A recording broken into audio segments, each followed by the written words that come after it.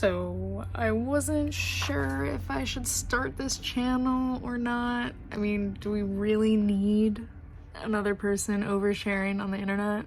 Probably not, but here I am. Hey, I am Vela Mare, and this channel is basically my way of creating a space for myself to just brain dump online.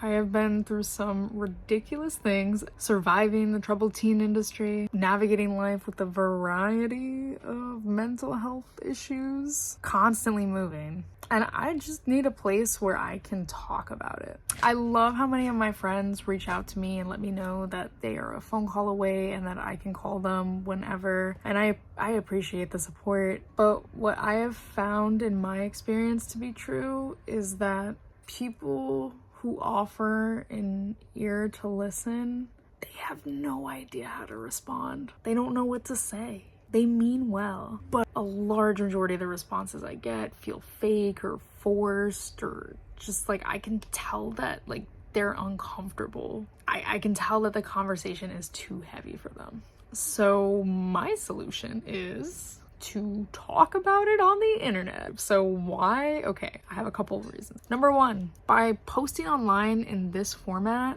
you as the viewer have the option to pause, click away, end the video at any time if you feel uncomfortable. You do not have to watch this if you don't want to. You can, I hope you do, but like you don't have to. Number two, talking directly to a camera has actually been kind of like healing for me. Talking to a camera for me has essentially been a great way for me to video journal my life.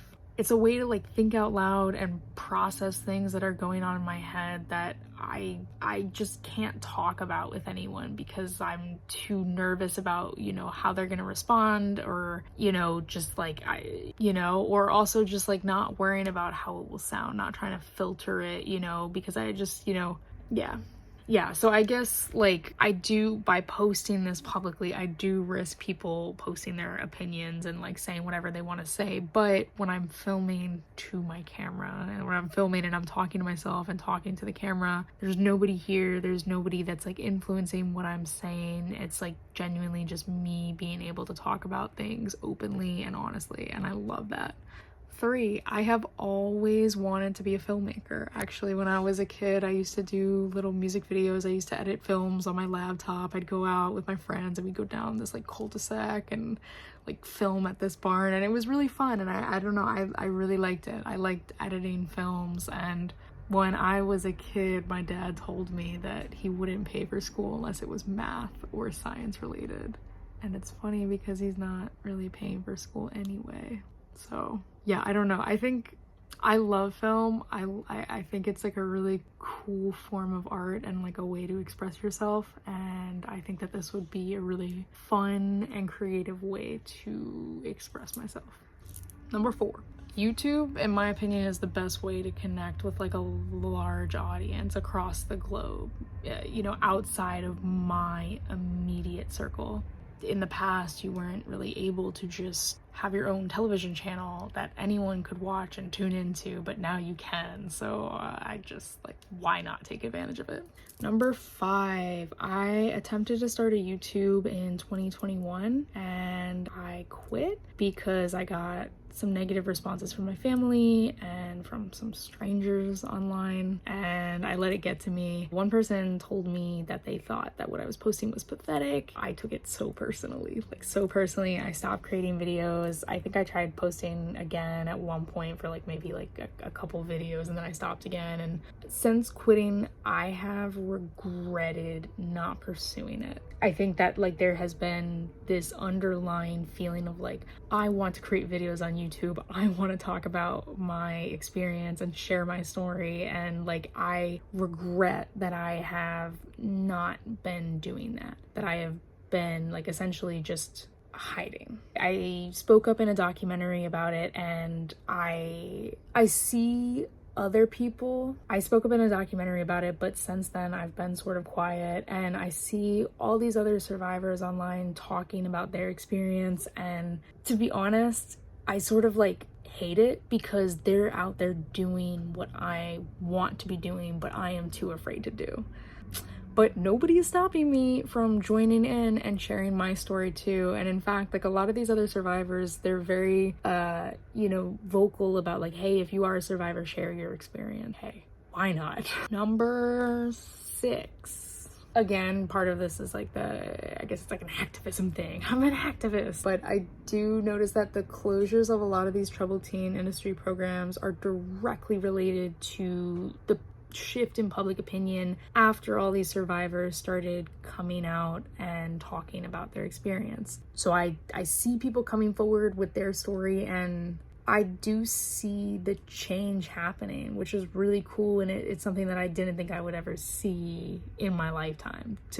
I just thought that this was something that was never ever going to come out, and it's so cool that it finally did. And so while it's so conflicting, while it's good that it's coming out, I am starting to see as I get older what the long-term impacts on my life have been. And let me tell you, when your parents accidentally traffic you, your whole life is altered. Like my whole life has been completely altered. My family cannot have a conversation with me about it. It has been 10 years. I have tried repeatedly and they just can't.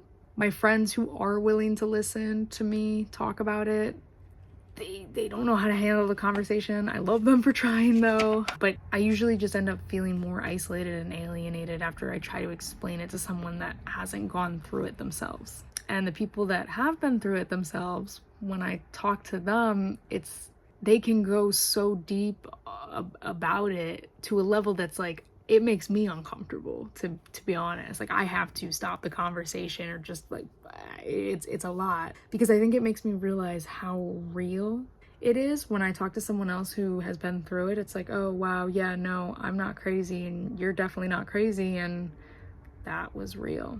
And that's crazy. There's this little bug. I'll get there. Yeah, so it makes me realize how real the situation is. I think part of the reason I quit posting was because I wanted to hold on to the belief that it wasn't real. And I wanted to believe that if I didn't talk about it, that it meant that it never happened. I wanted to believe that I could just start over and move on with my life and go about my days as if nothing had ever happened.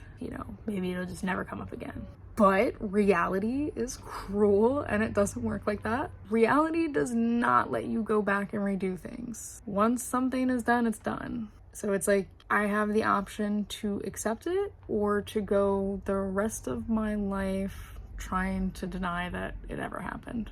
And as much effort as I have put into denial, it's just not worth it anymore. It's just a waste of time. I think the best thing for me at this point would be to just accept it and embrace it. I have tried running away unsuccessfully.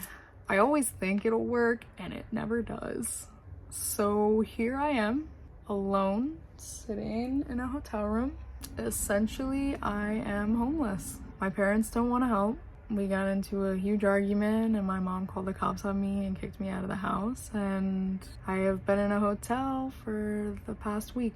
I've tried calling them. Every phone conversation ends with me in tears and them telling me that I just need to figure it out and it's my life and I made my choices, so good luck, essentially. So relying on them for help is not an option. I'm currently in school in a new state that I just moved to, and I don't know many people around here. I have a part-time tutoring job that doesn't pay me enough to even rent a room. I have some savings, but living out of a hotel is not cheap. So that's my reality that I need to accept at this current moment. I have no idea what I'm gonna do for housing or school or life in general, but I know that I will figure it out, because at this point I have no other option to, right? Like I have to figure something out. So I wish that I could turn to my family for help, and I wish that I wasn't doing this all on my own, but I am. And that's just the reality that I have to accept. It is what it is. So if you are interested in coming on this journey with me, I am planning to document it and I'll upload it on YouTube. I'll probably try out some other forms of social media.